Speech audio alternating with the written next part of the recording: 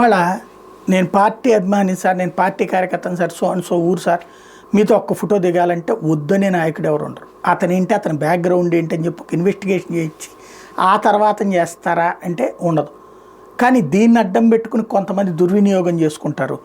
దాన్ని ప్రత్యర్థి పార్టీలు వినియోగించుకుంటుంటాయి. ఇప్పుడు నారా లోకేష్తో కలిసి ఫోటో దిగినటువంటి కేసుకు సంబంధించిన ఒక అంశాన్ని ఇవాళ సాక్షి హైలైట్ చేసింది.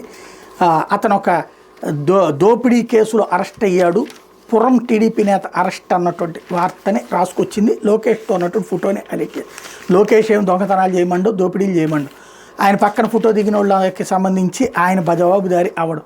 కాకపోతే వీళ్ళు ఇటు రాస్తున్నారు కాబట్టి వాళ్ళు ఇటు రాస్తున్నారు.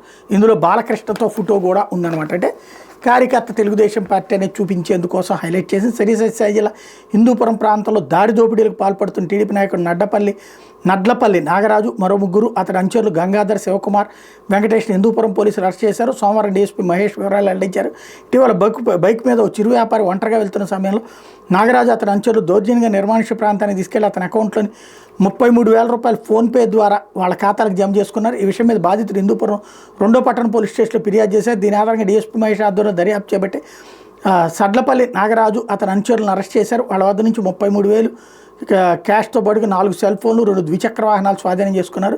దారి దోపిడీ కేసులో అరెస్ట్ అయిన టీడీపీ నాయకుడు నాగరాజు హిందూపురం ఎమ్మెల్యే బాలకృష్ణతో కలిసి పార్టీ కార్యక్రమాల్లో చురుగ్గా పాల్గొంటున్నాడట. అంతేకాకుండా పలుమార్లు మంత్రి లోకేష్ను కూడా కలిశాడన్నట్లు వార్తని సాక్షి హైలైట్ చేసింది.